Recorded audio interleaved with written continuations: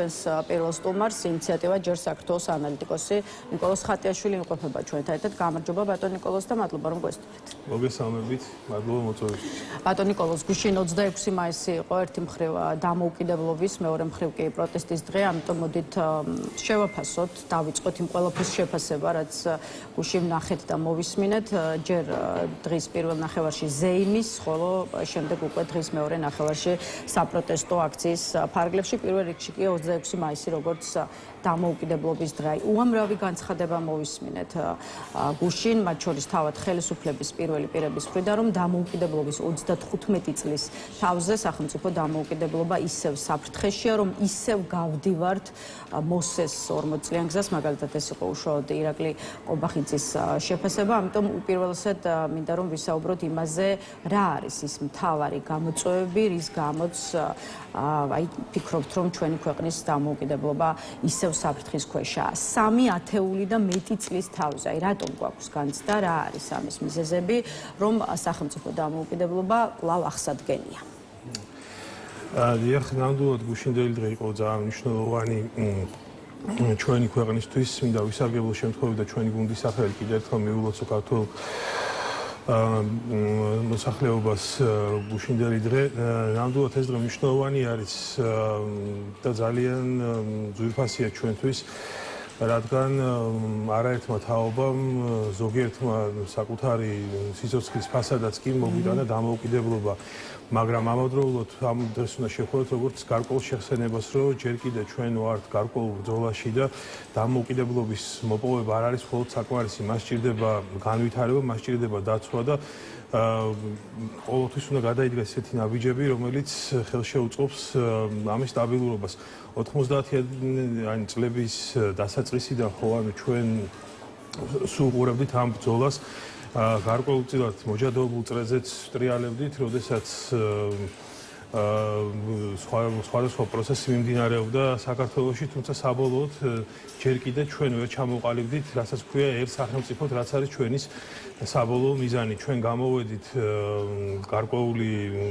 ჩვენ განვითარდით გარკვეულ ეტაპზე, როგორც მოქალაქეები, თუმცა მაინც დღეს არსებობს მოთხოვნა, რომ ქვეყანა გახდეს, ქვეყანამ დაიწყოს ერთ სახელმწიფო ჩამოყალიბება, თანავედროვე ერთ სახელმწიფო ჩამოყალიბება, რომლის საფუძველი იქნება არა თქვათ ეროვნული ნაციონალიზმი, არამედ უკვე სამოქალაქო ნაციონალიზმი, სადაც ქვეყნის მართვა იქნება დამოკიდებული არა თქვათ ელიტებზე და კონკრეტულ ჯგუფებზე, არამედ ეს მოხდება თანამონაწილეობით, ხალხის ჩართულობით და მმართველობის სისტემა არა იქნება თქვათ ზევიდან ქვევით, როდესაც სახელმწიფო კარნახობს ჩვენ რა კანონებით ვიცხოვროთ და როგორ ვიცხოვროთ, არამედ ხალხი კარნახებს ხელისუფლებას, რა კანონები სჭირდება მას რეალურად და რა არის ხალხის ინტერესი. სწორედ ეს არის მთავარი გამოწვევა, ჩვენ უნდა თითოეულ მოქალაქემ უნდა გაითავისოს თავისი პასუხისმგებლობა, სამოქალაქო პასუხისმგებლობა და როდესაც ჩვენ მივაღწევთ ამ დონეზე და ზუსტად ჩვენი გუნდის ამოცანაც ეს არის, რომ ქვეყანაში გავაძლიეროთ სამოქალაქო ნაციონალიზმი და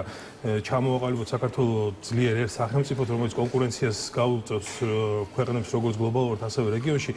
ეს იქნება ალბათ ჩვენი საბოლოო წერტილი, საბოლოო გზა იმისთვის, რომ საქართველოს შედგეს როგორც ნამდვილი სახელმწიფო. რა იყო გუშინ ქვეყნის დამოუკიდებლობის დღეს ხელისუფლების პირველი პირების მთავარი სათქმელი საზოგადოებისთვის? ამაზე ცალკე კითხავთ, იქამდე უშუალოდ თავისუფლების მოედანსა და საქართველოს სხვა ქალაქში გამართული ღონისძიების კონტექსტშიც მინდა ერთი კითხვა დავსვა. იცით რომ დამოუკიდებლობის დღის ფარგლებში გუშინაც ისე როგორც ეს წლებია ხდება, ახალწლოვლებმა 13 სხვადასხვა ადგილზე დადეს ფიცი, შესაბამის ლოკაციებად კი წელს უკვე შერჩეული იყო არა საქართველოს სხვადასხვა ასე ვთქვათ ქალაქების ციხესიმაგრეების ტერიტორია, არამედ ისტორიული სამონასტრო კომპლექსების არეალები. ამ გადაწყვეტილებამ ბევრის ყურადღება მიიქცია, ისე როგორც ყურადღება მიიქცია იმმა, რომ აი საზოგადოების წარმომადგენლებს ქვეყნის პოლიტიკურ ხელმძღვანელობასთან ერთად თავისუფლების მოედანზე გამართული ღონისძიების ფარგლებში სიტყვით მიმართა პატრიარქმა შიომ, ხოლო უშუალოდ პრემიერ-მინისტრის ირაკლი ყობახიძის სიტყვა ევროპაში საკმაო ადგილი დაეთმო ქრისტიანულ ტრადიციებზე საუბარს და მართლმადიდებელი ეკლესიის აღორძინებაში დედა ეკლესიის როლს. აი ამ ყველაფერს ახლავს სწორედ შეფასებები,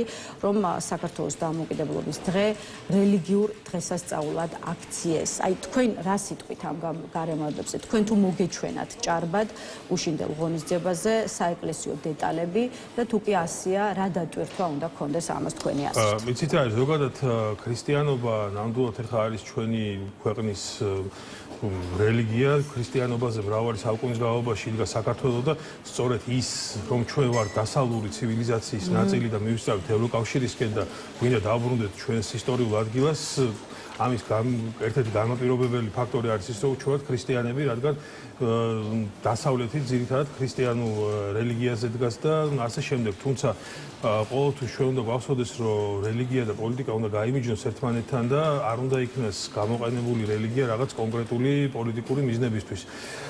რა თქმა უნდა, ძალიან მნიშვნელოვანია რელიგიური ფაქტორი საქართველოში, მაგრამ არ უნდა მოხდეს ამის აღრევარისი ფაქტები, ჩვენ არაერთხელ გქონია.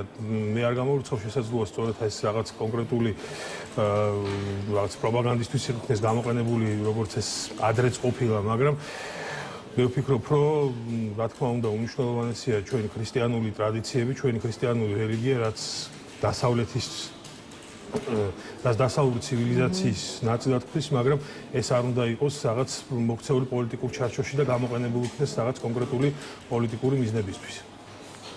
კეთილი, ისევ დამოუკიდებლობასთან დაკავშირებულ გამოწვევებს მინდა დაუბრუნდეთ. დღეს გვაქვს მოცემულობა, როცა არის საუბარი, რომ საქართველომ კურსი იცვალა, ასე ვთქვათ, და მიდის არა ვთქვათ დასავლეთის და ევროპის, არამედ რაღაც სხვა მიმართულებით. ამ კრიტიკულ შეფასებებზე კი ქართული ოცნების ხელისუფლების პასუხია, რომ საქართველო დღეს არის ისეთი თავისუფალი და დამოუკიდებელი, როგორიც არასდროს ყოფილა. მაგალითად, ეს განცხადება გააკეთა ირაკლი კობახიძემ გუშინ თავისუფლების მოედანზე სიტყვით გამოსვლისას და მოდით ხელისუფლების სხვა პირველი პირების მესიჯებსაც გადავხედოთ. მიხეილ ყაველაშვილი დამოუკიდებლობის დღე შეგვახსენებს, რომ ვიყოთ უფრო მტკიცენი, ერთსულოვანი და მხოლოდ ჩვენი ქვეყნის ინტერესებიდან გამომდინარე განსაზღვროთ, როგორი იქნება საქართველოს მომავალი. საუკუნეების განმავლობაში არაერთი განსაცდელის მიუხედავად ჩვენ გადავრჩით, რადგან დავიცავით უმაღლესი ღირებულებები, სარწმუნოება, იდენტობა,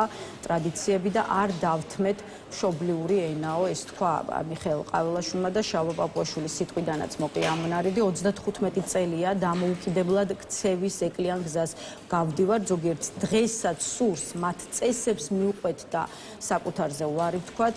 ახალ ოქროს ჯაჭვზე გაბმულებმა ვაკეთოთ ყველაფერი, მაგრამ არ ვიყოთ დამოუკიდებელი, ეს არ გამოვაო, როგორც გითხარით, შალვა პაპუაშვილი ამ განცხადების ავტორი. აი თქვენ რა დაგანახათ უკვე თავად ხელისუფლების პირველი პირების პოლიტიკურმა გზამილებმა, საკუთარი წესებით ცხოვრება, ეს არის ის, რაც საქართველოს დამოუკიდებლობას განამტკიცებს, თუ საქართველოს ასუსტებს და შესაბამისად საფრთხეს უქმნის ჩვენს თავისუფლებას. თავარ კითხვა საქმე დავსვავდი, რა არის ჩვენი ეროვნული ინტერესი? არის კი ჩვენი ეროვნული ინტერესი ვიყოთ იზოლირებული სახელმწიფო, არის კი ჩვენი ინტერესი ისეთი ნაბიჯების და ისეთი გარემოს ქვეშ ცხოვრება, რომელიც გვიზღუდავს ჩვენ ელემენტარულ გამოხატვის თავისუფლებას და ჩვენი უფლებები არ არის დაცული, არის კი ჩვენი ინტერესი, როდესაც რეგიონში ჩვენ ვიყავით წამყვანი ქვეყანა დემოკრატიის კუთხით და განვითარების კუთხით და ვიქეცით ეგრეთ წოდებულ აუთსაიდერად, ეს არის საბოლოო თავარი კითხვა. რა თქმა უნდა, ჩვენ უნდა მოქმედებდეთ ჩვენი ეროვნული ინტერესებისგან გამომდინარე, მაგრამ ეს უნდა იყოს რეალური ეროვნული ინტერესები და არა ვთქვათ ისეთი ინტერესები, რომელიც დაკავშირებულია კონკრეტულ ჯგუფებთან და მათი ხელისუფლებაში ყოფნის გახანგრძლივებასთან. რა თქმა უნდა, დღეს რო საქართველოს იზოლაციაშია, ეს მხოლოდ და მხოლოდ გვასუსტებს და უფრო მოწყვლას ხვის არათუ დამოუკიდებელს, არამედ პირიქით დამოუკიდებულს ხვის ბევრი ქვეყანაზე და მათ შორის ჩვენ მეზობელ ქვეყნებზე. აქედან გამომდინარე, სწორედ ჩვენი სიძლიერე, ჩვენი დამოუკიდებლობა, ჩვენი სუვერენიტეტი არის ძლიერ საერთაშორისო კავშირებში და დასავლეთიც, ევროკავშირიც არის ის ადგილი, ჩვენი საბოლოო მიზანი, სადაც ჩვენ შევძლებთ ჩვენი ეროვნული ინტერესების განხორციელებას და იმ მიზნების მიღწევას, რაც არის ჩვენი მოქალაქეების დაკვეთა. რა თქმა უნდა, ჩვენ გვჭირდება ძლიერი ინსტიტუტები, ძლიერი დემოკრატია, ძლიერი ეკონომიკა და სწორედ ამის მისაღწევად ჩვენ გვჭირდება დასავლეთთან მჭიდრო კავშირები, რომელიც ჩვენ ამაში დაგვეხმარება. იგივე ალბათ 90-იანი წლების დასაწყისი, ხო, ანუ ის მომენტი, რომ საქართველოს გამოვიდა იმ უსყოლიდან, რაშიც ის იმყოფებოდა დამოუკიდებლობის აღდგენის შემდეგ, ხო და სწორედ დასავლეთი იყო გარანტორი, ვინც ეხმარებოდა საქართველოს, რომ განმტკიცებდნენ თავის დამოუკიდებლობა და სუვერენიტეტი და აი ამერიკის მაგალითსაც მოვიყვან, ხო, ანუ მაგალითად ჩვენი ოკუპირებული ტერიტორიები რო ალბათ ამერიკა იყო ერთ-ერთი პირველი სახელმწიფო და რომელიც მიიღო რეზოლუცია არაღიარების პოლიტიკის კონტექსტში ჩვენთან, როდესაც თქვათ რომელიმე ქვეყანა თუ მოახდენდა ჩვენი ოკუპირებული ტერიტორიების აღიარებას, მას ავტომატურად უწოდებოდა ყველანაირი მხარდაჭერა, ხო, ანუ ეს იყო ძალიან მნიშვნელოვანი ნაბიჯი ამერიკის მხრიდან და ევროკავშირის და ამერიკაც სწორედ ის ძალა იყო, რომელიც საერთაშორისო არენაზე გვეხმარებოდა, რომ რომელიმე ქვეყანას არ ეღიარებინა ჩვენი ოკუპირებული ტერიტორიები. ეს არის რეალური სუვერენიტეტის დაცვა, დამოუკიდებლობის დაცვა და არა ის, რომ ჩვენ ვწყვეთ კავშირებს ყველა ჩვენს მეგობართან, რომელსაც რეალურად უნდა საქართველოს იყოს დამოუკიდებელი და ჰქონდეს დაცული სუვერენიტეტი. ჩემი შემდეგი კითხვა გარკვეულწილად ისევ დასავლეთ პარტნიორებთან ურთიერთობას უკავშირდება, მაგალითად თავისუფლების მოედანზე გამართულ ღონისძიებაზე ტრადიციულად ქვეყანაში აკრედიტებული დიპლომატიური მისიების წარმომადგენლებიც იყვნენ უშინ მიწვეული და მათი დიდი ნაწილი მივიდა კიდეც, ესწრებოდა კიდეც ამ ღონისძიებას, როგორც ფიცის დადებას, ისე პოლიტიკური ხელმძღვანელების გამოსვლებს, მათ შორის ღონისძიებაზე მივიდა და ღონისძიებას ესწრებოდა ევროკავშირის ელჩი კარ ჰარცელი, თუმცა თავისუფლების მოედანზე არ იმყოფებოდა გერმანიის ელჩი პეტერ ფიშერი. ყოველ შემთხვევაში ის მედიამ ვერ დააფიქსირა, შესაბამისად ეს ამბავი შეფასების საგანი გახდა. აი რა მესიჯია ბატონი ფიშერის ეს გადაწყვეტილება, ახლა უკვე ეს გითხარით, იმიტომ რომ გუშინ არ ყოფილა ქართული ოცნების ღონისძიება, გუშინ იყო საქართველოს დამოუკიდებლობის დღე. შესაბამისად მისი პროტესტი თუ კი რა თქმა უნდა ეს იყო პროტესტი, უნდა გავიგოთ როგორც მიმართული მხოლოდ ხელისუფლებისადმი თუ ეს უნდა შეფასდეს როგორც მიმართული მთლიანად საქართველოსა და ქართული ხალხისადმი, ქართული საზოგადოებისადმი. ის არის ზოგადად დიპლომატიას თავისი განსხვავებული ენა გააჩნია, თავისი ჟესტები გააჩნია და თითოეულ ნაბიჯს ახლავს თავისი, ასე ვთქვათ, მესიჯი, რომელიც სტროფებს შორის იკითხება. მე ვერ გეტყვით რა მიზეზით არ იმყოფებოდა. ამ შემთხვევაში რა მესიჯი უნდა წავიკითხოთ? მე ვერ გეტყვით რატო არ იმყოფებოდა გერმანიის ელჩი ღონისძიებაზე, თუმცა თუ თქვათ ის თავისი ნებით არ მივიდა ამ ღონისძიებაზე, ეს იქნებოდა გარკვეული გზავნილი უშუალოდ გერმანიის ხელისუფლების მხრიდან, იმიტომ რომ ელჩი ყოველთვის წარმოადგენს თავის სახელმწიფოს და თავის სახელმწიფოს ინტერესებს და მესიჯებს აუცილებლად საზოგადოებაში. აქედან გამომდინარე, ეს ალბათ იყო პოზიცია გერმანიის საქართველოს ხელისუფლების მიმართ. მაშინ ასე გითხავთ, რა უთხრა ამით უშუალოდ გერმანიამ ქართული ოცნების ხელისუფლებას? ეს იყო იგივე გზავნილები, რასაც ვისმენდი ჩვენ ბოლო პერიოდის განმავლობაში. ეს არის პოზიცია ქვეყანაში მიმდინარე პროცესებთან დაკავშირებით და დიპლომატიურ ენაზე რო გადავთარგმნოთ, ეს იყო ასე ვთქვათ ჟესტი ამ ყველაფრის გამოსახატავად. კეთილი, უამრავი მისალოცი ბარათი მიიღო გუშინ ჩვენმა ხელისუფლებამ, ჩვენმა ქვეყანამ, მათ შორის სწორედ ხელისუფლების წარმომადგენლებმა, პრემიერ-მინისტრმა, პრეზიდენტმა, ამიტომ ამ წერილებსა და იქ დაფიქსირებულ გზავნილებსაც გადავალოთ თვალი, მე ვფიქრობ, რომ მათ შორის ხდება დონალდ ტრამპის მიერ მიხეილ ყაველაშვილისთვის გაგზავნილი ბარათი, ძვირფასო ბატონო პრეზიდენტო, ამერიკის შეერთებული შტატების სახელით ქართველ ხალხს ვულოცავ ეროვნულ დღესასწაულს. ეს წელი ახალ შესაძლებლობებს იძლევა ამერიკელ და ქართველ ხალხს შორის მეგობრული კავშირების განსაახლებლად და ჩვენი ქვეყნების უსაფრთხოებისა და კეთილდღეობის ხელშეწყობისთვის ჩვენ მხარს ვუჭერთ ქართველ ხალხს მდგრადი უსაფრთხოების, თვით გამორკვევისა და დამოუკიდებლობისკენ სწრაფვაშიო, წერს დონალდ ტრამპი მიხეილ ყაველაშვილს. რა თქმა უნდა, ყველა ბარათი სასიხარულოა, თუმცა მოდით მე აქცენტირებულად აი სწორედ ტრამპის წერილსა და მის გზავნილზე ჩაგეკითხებით. ამერიკის შეერთებული შტატების პრეზიდენტის რა განწყობა ჩანს საქართველოს მიმართ ამ წერილში და რამდენად შეიძლება მიმდინარე წელი მართლაც კავშირების განახლების წელი აღმოჩნდეს, როგორც ამას დონალდ ტრამპი ელოდება და ვარაუდობს.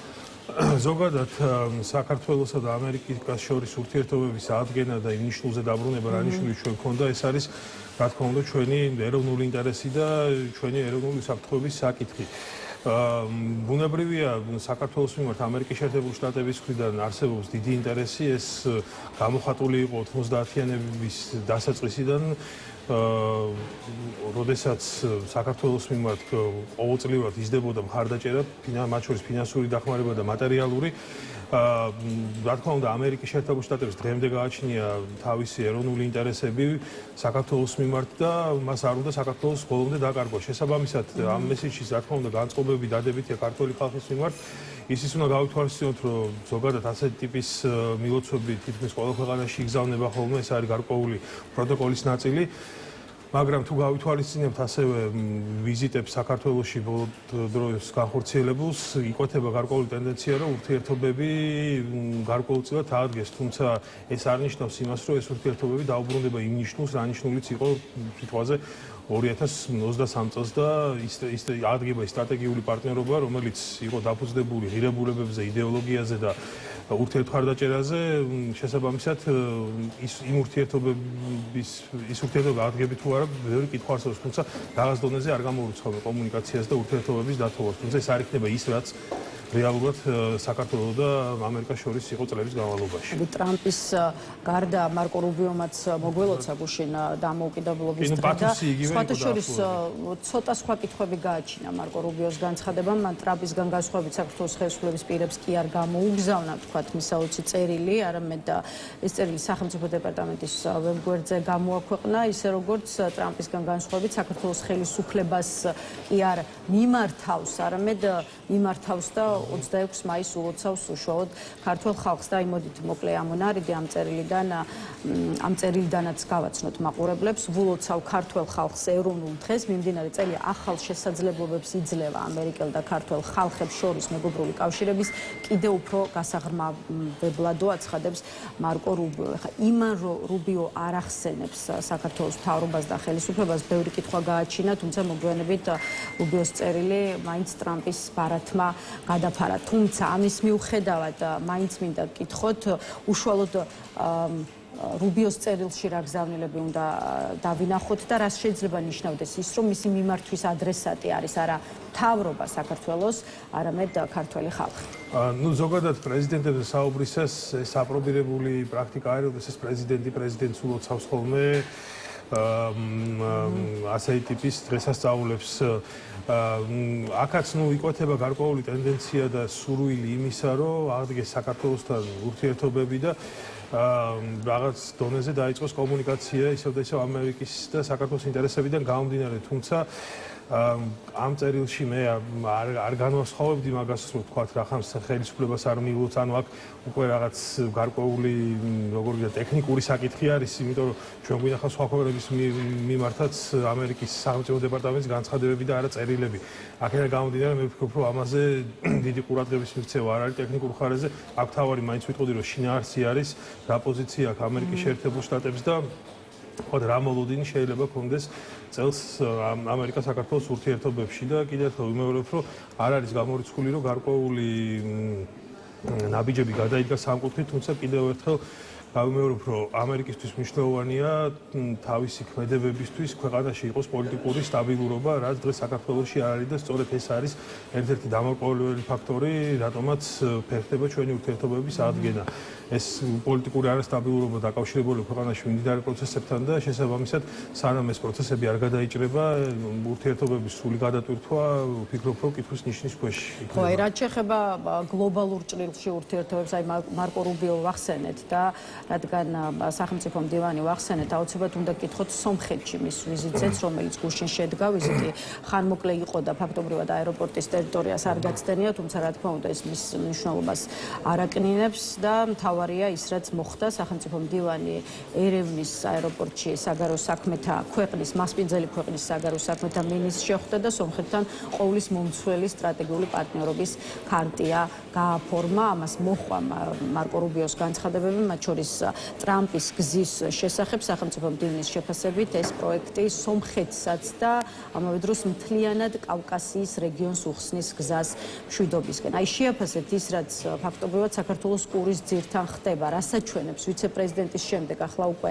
სახელმწიფო მდივნის ჩასვლა სომხეთის დედაქალაქში და მეორე მხრივ ახლა მიუხედავად იმისა, რომ საქართველოს პოზიციონირება ბევრს დღეს კითხვას უჩენს და მიუხედავად იმისა, სად არის დღეს ჩვენი ქვეყანა, აი სამხრეთ კავკასიის რეგიონით ამერიკის შეერთებული შტატების დაინტერესება ნიშნავს თუ არა იმას, რომ საქართველოზეც აისახება საბოლოო ჯამში ის სიკეთეები, რასაც საერთაშორისო სატრანსპორტო თუ სატრანზიტო პროექტების სახით სამხრეთ კავკასიის სხვა ქვეყნები მიიღებენ. დიახ, პირველ რიგში მე მიულოცავდი სომეხ ხალხს ამ მნიშვნელოვან შეთანხმებას. რეალურად ეს იყო არსებული სტრატეგიული პარტნიორობის ხელშეკრულების, რომელიც ჯერ კიდევ ბაიდენის ადმინისტრაციის მიწურულს გაფორმდა და მაგის, ასე ვთქვათ, ახალი ვერსიის ხელმოწერა მოხდა, უფრო ვთქვათ, განვითარებული და ახალი ელემენტებით, მათ შორის ეგრეთ წოდებული ტრიპის დერეფნის საკითხის ჩაიდო ამ ქარტიაში. თუმცა თავარი მომენტი არის ის, რომ ასეთი გადაწყვეტილებები ყოველთვის ხდებოდა საქართველოს გავლით ხოლმე, საქართველოს იყო ხოლმე ყოველთვის ასეთი პროექტების ავანგარდში და ბოლო წლების განმავლობაში ეს მიუთითებს საქართველოს როლის შემცირებაზე, მაშინ როდესაც საქართველოს იყო ნომერ პირველი სტრატეგიული პარტნიორი ამერიკისთვის რეგიონში და მთავარი დასახდენი და ასეთი ტიპის გადაწყვეტილებები, ასეთი ტიპის გადაწყვეტილებების მიღების დროს საქართველოს ყოველთვის მაგიდაზე იჯდა ხოლმე და ყოველთვის იყო მნიშვნელოვანი ნაწილი ამ პროცესების და მე ვფიქრობ, რომ სხვა მოცემულობა რო ყოფილიყო ამერიკა-საქართველოს ურთიერთობების შორის, იგივე JD Vance-ის ვიზიტის და იგივე რუბიოს ვიზიტიც განხორციელდებოდა ჯერ საქართველოში და უკვე საქართველოდან დაიწყებოდა მათი ვიზიტები ჩვენს მეზობელ ქვეყანაში, რის მაგალითი ჩვენ გვინახავს კიდევაც ახლო წარსულში. აქედან გამომდინარე ხდება ამერიკის ინტერესების, ასე ვთქვათ, დივერსიფიკაცია, გაჩნდა ახალი მოთამაშე სომხეთის სახით და სწორედ თუ საქართველოს უკონკურენტო იყო ხოლმე რეგიონში თავისი მდგომარეობით, დღეს უკვე ჩნდება სომხეთიც, სადაც გადავიდა ამერიკის ყურადღება და ნელ-ნელა ჩვენი როლი სომხეთის ხარჯზე მცირდება, თუმცა ჯერ კიდე არის შანსები იმისა, რომ საქართველოს დაუბრუნდეს თავის გეოპოლიტიკურ როლს და სომხეთთან ერთად უკვე კიდევ უფრო გააძლიეროს რეგიონის სტაბილურობა და უსაფრთხოება, თუმცა რა თქმა უნდა ამას სჭირდება შესაბამისი ნაბიჯები, პოლიტიკური ნება და არსებული პოლიტიკური კრიზისი და გამოსვლა და დასტაბილურება. თუ ეს მოხდება, რა თქმა უნდა, ამერიკის ინტერესიც გაიზრდება და ამერიკა უფრო თამამდა ასე ვთქვათ, ხელშესახებ ნაბიჯებზე გადავა საქართველოსთან დაკავშირებით და შესაბამისად საქართველოს სომხეთის ძლიერი თანამშრომლობაც განაპირობებს მომავალში რეგიონის უსაფრთხოებას, რა თქმა უნდა, აზერბაიჯანთან ერთად. კეთილი, ისევ თბილისი და ისევ უშუალოდ გუშინდელ დღეს დაუბრუნდეთ. ჩვენ უკვე ვისაუბრეთ 26 მაისზე, როგორც საქართველოს დამოუკიდებლობის დღეზე, ახლა კი გითხარით რა გაქვთ სათქმელი 26 მაისზე, როგორც პროტესტის დღეზე. რამდენიმე თვიანი პაუზის შემდეგ ნახეთ, რომ ისევ გაივსო გუშინა ხალხით რუსთაველის გამზირი, ისევ გამოვიდნენ ქუჩაში ის ადამიანები, რომელთათვისაც ქართული ოცნების საშინაო თუ საგარეო პოლიტიკა არის მიუღებელი. შესაბამისად, რა უნდა დაინახოს ხელისუფლებამ გუშინდელი აქციით და მეორე მხრივ აჩვენებს თუ არა ქუჩაში გასული ადამიანების რაოდენობა, რომ პროტესტი არსად გამქრალა და არსად წასულა.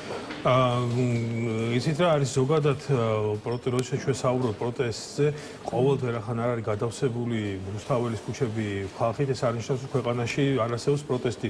მე ვფიქრობ, რომ ქვეყანაში უფრო დიდი პროტესტი არის დღეს, ვიდრე ეს იყო სიტყვაზე 2024 წლის 28 ნოემბრის შემდეგ გაკეთებული განცხადების შემდეგ, როდესაც გადავსებული იყო რუსთაველის ქუჩები.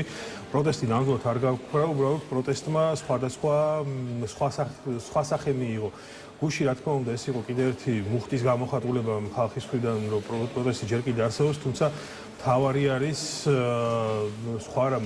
ამ პროცესში მთავარი არის ის, რომ პოლიტიკურმა ძალებმა პირველ რიგში მოახდინონ მობილიზაცია და აღადგინონ ნდობა მოსახლეობის მხრიდან, იმიტომ რომ ერთ-ერთი დღევანდელი გამოწვევა მოსახლეობაში არის ის, რომ მათი ნდობა პოლიტიკური პარტიების მიმართ არის შემცირებული. კი, პროტესტი არსებობს, მაგრამ არ არის ვერ ხდება ამ პროტესტის სწორი კაპიტალიზაცია, რომ მიემართოს, რომ სწორ ჩარჩოში მოხდეს ეს პროტესტი და გამოყენებული იქნას იმისთვის, რომ ქვეყანაში მოხდეს ცვლილებები. ანუ აქ უკვე შენიშვნები ოპოზიციური სპექტრის რა თქმა უნდა, იმიტომ რომ რეალურად საზოგადოების დაკვეთა არის ცვლილებები, მაგრამ ჯერ კიდე არ არის ის მოცემულობა, რომ მოხდეს კონსოლიდაცია, თქვა პოლიტიკურმა პარტიებმა წარადგინონ ახალი დღის წესრიგი და ასე შემდეგ, ანუ ხალხი, ქართული საზოგადოება გაიზარდა და უკვე მათ სხვა ტიპის პოლიტიკური პარტიები ესაჭიროებათ, რომლებიც იქნებიან ორიენტირებულები მომავალზე, ექნებათ პოზიტიური დღის წესრიგი და შეძლებენ ახალი მიდგომების და ახალი ხელწერის შემოტანას ქართულ პოლიტიკაში. სწორედ ჩვენი ძალის ერთ-ერთი ჩვენი ძალის ჯერ საქართველოს ერთ-ერთი მთავარი მიზანი არის ქვეყნის პოლიტიკაში, როგორც შიდაში, ასევე საგარეოში ახალი ხელწერის შემოტანა, ახალი მიდგომების შემოტანა და აქედან გამომდინარე ამ ცვლილებებთან ერთად არსებობს მოთხოვნა სწორედ ესეთი ახალი პარტიების მიმართ, ახალი სახეების მიმართ, რომელიც ერთი მხრივ ქვეყანას შეძლებენ სწორ გზაზე დააყენონ, კრიზისიდან გამოიყვანონ და შეძლოს სწრაფი განვითარება და მეორე მხრივ გააჩინონ ასე ვთქვათ ახალი სახეები, ახალი მოთამაშეები, რომლებიც ასე ვთქვათ განავითარებენ ქვეყანაში პოლიტიკურ კულტურას, იმიტომ რომ კიდევ ერთხელ თავიდანვე აღვნიშნე, რომ სამწუხაროდ 90-იანი დაწყებული ერთი და იგივე წრეზე ვტრიალებთ, ჩვენ გვჭირდებათ ვისებროთ ახალი მიდგომა პოლიტიკაში და თქვენმა ინიციატივამ ჯერ საქართველოსთვის ხომ შეიძლება მიიღოს პოლიტიკური პარტიის სახე, რადგან ფიქრობთ, რომ აი სწორედ ახალი ძალების გამოჩენაა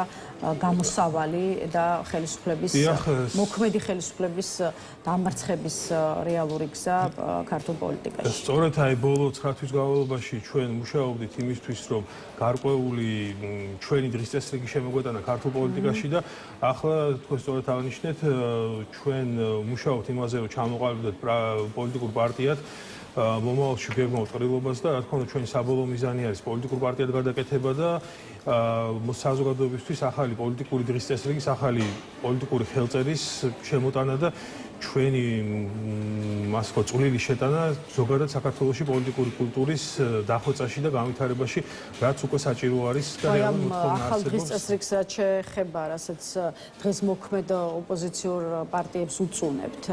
თქვენი დღის წესრიგი რა არის? თქვათ ის პოზიტიური კომპონენტები, რაც თქვენ სამოქმედო გეგმაშია და რეზიუმეც რომ გავაკეთოთ ჩვენი საუბრით, მივდივართ იმ დასკვნამდე, რომ საზოგადოება იზრდება, მაგრამ პოლიტიკური სპექტრი ფეხს ვერ უწყობს საზოგადოების გაზრდას. არა, მე ასე არ დავსვავდი ამ საკითხს, იმიტომ რომ ყველა პოლიტიკურ პარტიას აქვს თავისი დღის წესრიგი, თავისი ხედვა და ყველა პოლიტიკურ პარტიას გააჩნია თავისი ამომრჩეველი, სადაც თითოეულ ადამიანის არჩევანს უნდა პატივი უცეთ. ჩვენი მთავარი, ასე ვთქვათ, ამოცანა არის, როგორც ვახსენე, ხელი შეუწყოთ საქართველოს როგორც ერთ სახელმწიფოს ჩამოყალიბებას, განავითაროთ ქვეყანაში სამოქალაქო ნაციონალიზმი და ზოგადად დარგობრივად გადადგოთ ისეთი ნაბიჯები, რომელიც ამ პროცესს ხელს შეუწყობს. ხო, იგივე ბიზნესის კუთხით ჩვენ გვინდა გარკვეული კონკორდატის მიღება, რომელიც საკონსტიტუციო დონეზე ბიზნესს მთლიანად დამოუკიდებლს გახდის, იგივე თავდაცვის კუთხით ჩვენ გვინდა მივიღოთ თავდაცვის აქტი, სადაც თავდაცვის პოლიტიკა შემუშავებული იქნება არა თქვათ რაღაც კონკრეტული ჯგუფების და ელიტების მხრიდან, არამედ საზოგადოებრივი კონსენსუსის მიხედვით, იგივე საგარეო პოლიტიკის მიხედვითაც, ანუ ჩვენი მთავარი ამოცანა არის მაქსიმალური თანამონაწილეობა ჩვენი მოქალაქეების მხრიდან, რომ თითოეულ მოქალაქემ შეიგრძნოს თავის თავზე, რომ ის არის გადაწყვეტილებების მიღების, პოლიტიკის შემუშავების და უშუალოდ მართლობის დაწილი. აქედან გამომდინარე, ჩვენ ვართ ამაზე ორიენტირებულები, ჩვენ პერიოდულად უკვე ვდებთ ჩვენ ხედვებს კონკრეტულ საკითხებთან დაკავშირებით და სწორედ ახლო მომავალში ჩვენ უკვე შევეცდებით, რომ დავრეგისტრიროთ როგორც პარტია და სხვანაირი ტიპის აქტიურობაზე გადავიდეთ. ბატონ ნიკოლოზ, ბოლო კითხვა კიდევ ერთ თემაზე, აქტუალურ თემაზე, ახალ ამბავზე, ახალ ინფორმაციაზე, რომელიც გუშინ საღამოს გავრცელდა და ამ დაგმშვიდობებით დიდმა ბრიტანეთმა იცით, რომ რუსეთის წინააღმდეგ სანქციების სია ხმია გააფართოვა ბრიტანეთის მთავრობის განცხადებიდან კი ვიგებთ, რომ სანქციების სიაში მოხვდა 3 კომპანია საქართველოდან. ჩვენ ზომებს ვიღებთ 3 ქართული კომპანიის წინააღმდეგ, რომლებიც მართავენ რუსეთზე ორიენტირებულ ბირჟებს და ცდილობენ სანქციებს გვერდი აუარონ, ნათქვამია დიდი ბრიტანეთის მთავრობის განცხადებაში, ხოლო თავის მხრივ საქართველოს ეროვნული ბანკის განმარტებას ვისმენთ, რომელიც აცხადებს, რომ დიდი ბრიტანეთის სასანქციო სიაში მითითებული სუბიექტები არ წარმოადგენენ SEBI-ს მარეგულირებელ სუბიექტებს. რა შეფასების გაკეთების საფუძველს იძლევა ინფორმაცია, რომელსაც ვიგებთ ბრიტანეთის მთავრობისგან და რა პოლიტიკური მესიჯია ქართული ესე ვთქვათ კომპანიების დასანქცირება რუსეთის ხელშეწყობის მიზეზით? ხო, მე ვერ გეტყვით ახლა ეს რა ტიპის კომპანიები იყო იმიტომ რომ ეს სხვაჩვენს ბევრს არაფერს ეუბნება საზოგადოებას მათი დასახელება. SEBA ჩემს კომპეტენციას, იმიტომ რომ ეს ძალიან სპეციფიკური კომპანიები არის, თუმცა ერთი რამ შემიძლია თქვა, როდესაც დიდი ბრიტანეთი იღებს რაიმე სახის ასეთი ტიპის გადაწყვეტილებებს სანქციებთან დაკავშირებით, ამას თან ახლავს მნიშვნელოვანი კვლევა. ასევე ამისთვის არსებობს კონკრეტული ფაქტები, ხოლმე მტკიცებულებები და ამ მტკიცებულებებისა და შესწავლის ერთობლიობის საფუძველზე ბრიტანეთი იღებს სანქციებთან დაკავშირებით გადაწყვეტილებებს. სხვა ქვეყნებისგან განსხვავებითაც ბრიტანეთი ძალიან ფრთხილობს ხოლმე სანქციების დასაწესებლად და როდესაც ის აწესებს სანქციებს, ის ყოველთვის ამ სანქციების დაწესებასთან ერთად მნიშვნელოვან საგამოძიებო მოქმედებებს ატარებს, რომ გაამყაროს თავისი გადაწყვეტილება. განსხვავებით ვთქვათ, შესაძლოა სხვა ქვეყნებმა მეტად უფრო მარტივად მიიღონ ხოლმე პირების ან კომპანიების დასანქცირების გადაწყვეტილებებს, თუმცა ბრიტანეთი ყოველთვის ამასთან დაკავშირებით ფრთხილია ხოლმე. აქედან გამომდინარე, ამ კომპანიების დასანქცირებასაც ალბათ თან ახლდა მნიშვნელოვანი საგამოძიებო მოქმედებები, ჩატარდა ალბათ კვლევები და ამ გადაწყვეტილებასაც თავისი კონკრეტული ფაქტობრივი დასაბუთება ექნება. მადლობა ბატონ ნიკოლოზ სტუმრობისთვის, თქვენი პოზიციების გაზიარებისთვის. ნიკოლოზ ხატიაშვილს დავუმშვიდობებით. ახლა რეკლამის შემდეგ ნუგზარ ციკლაური